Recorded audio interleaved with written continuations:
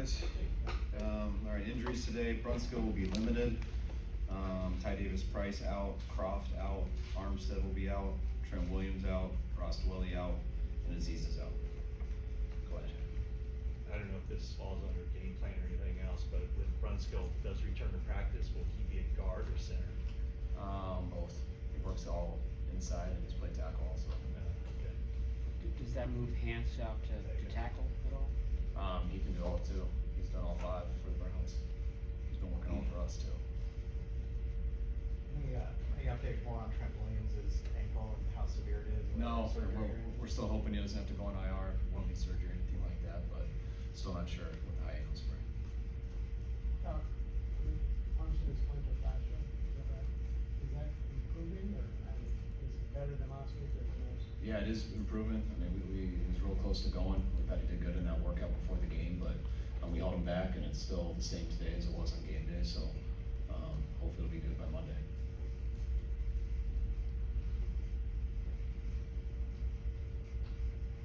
What is the state of readiness of Mason and Mac as far as being able to share more of the load in the back?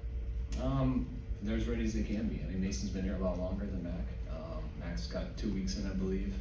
If we would have stayed on the field longer, they would have got in. We would have rotated Jeff more.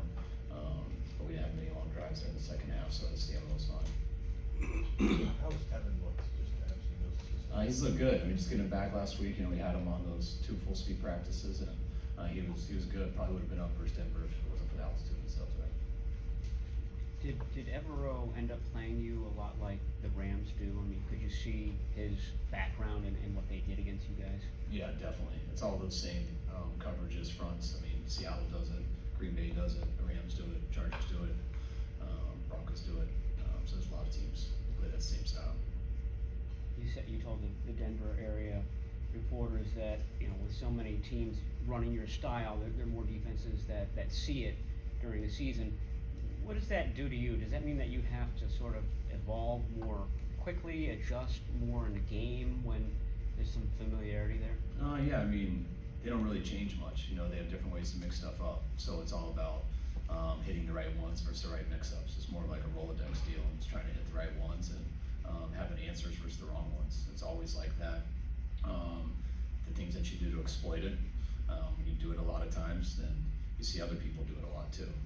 So all that stuff happens, just defense just get better and better at it. So you got to keep pushing on the envelope. With Mike McDaniel no longer around, how does that workflow now work as far as scheming the run game? Is Chris Firster, has he just kind of stepped into that role, or are you dividing? No, I think I answered that a few weeks ago. Brian Fleury's done a good job of it. I mean, Chris is the same as he's always been with it. Chris is a huge part of the run game. The organization and stuff of typing it up and getting all that stuff together, installing it, I have Fleury do that.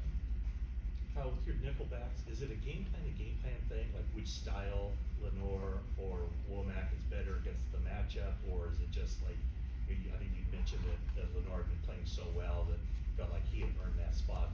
And how do you see that in terms of this week's matchup with Cooper Kupp?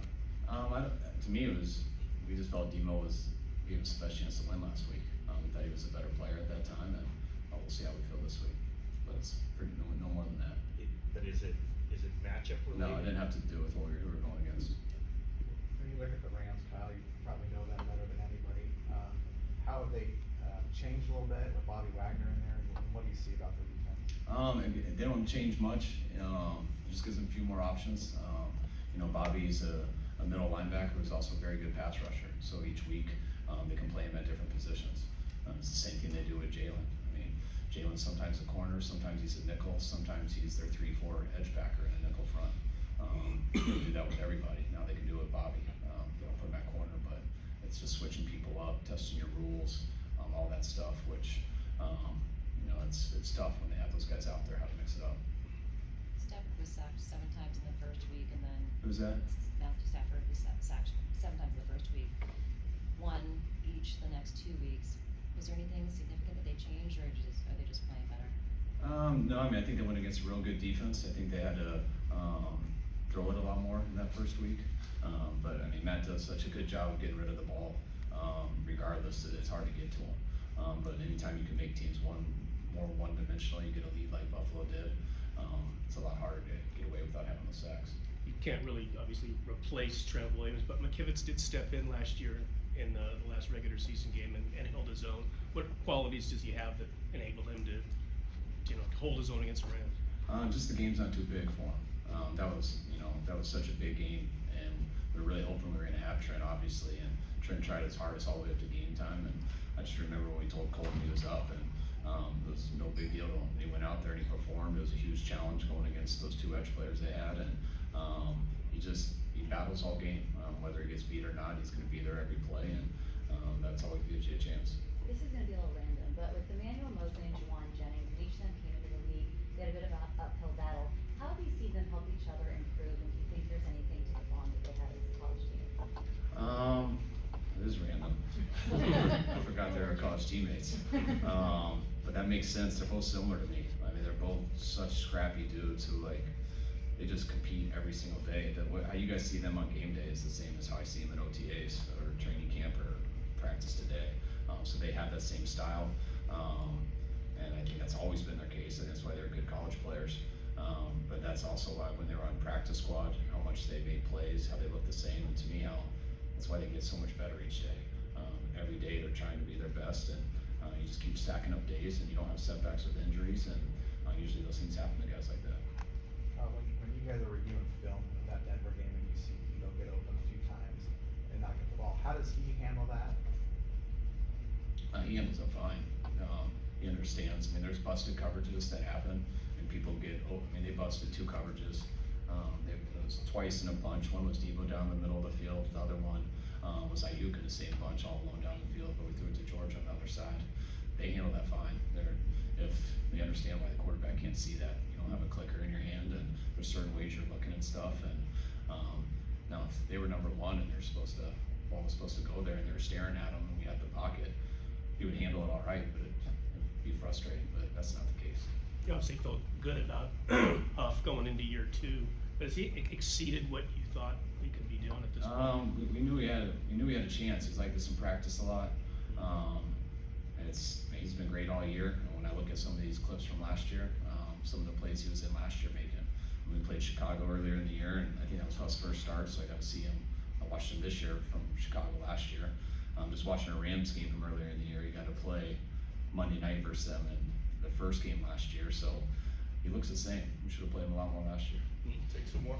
Kyle, during the game, nice close-up shot on Jimmy after the interception, and amateur lip readers around the country have tried to figure out what was being said there, but clearly he was frustrated.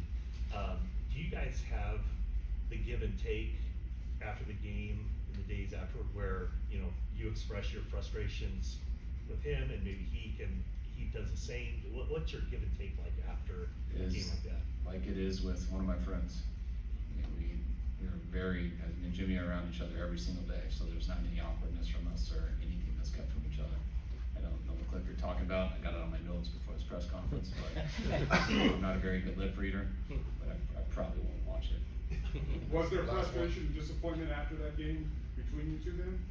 At this point, Just in referring back to the clip, and you said you didn't see the clip, but you understand if he was frustrated, was there frustration between you guys? Just in overall. there's frustration with our whole team. First of all, that clip to me is a joke, so I can't believe we're talking about it. I'm pretty sure that's not what he said, but we were extremely frustrated from the whole game. Anytime you are doing well in the first half, moving the ball, and you get in the second half and you have 3 turnovers on 3 of your drives, you have a safety on 1, and you don't convert a third down, it's real frustrating to get anything going. Last night, the win on Monday night against the Rams kind of got you guys going in the right direction and on that run. Do you feel like a win this year on Monday night could kind of do the same thing? I feel like a win's important. I'd love to get a win, and then we'll see how we play next week. All right, guys, appreciate it. Thank you. Thanks, guys.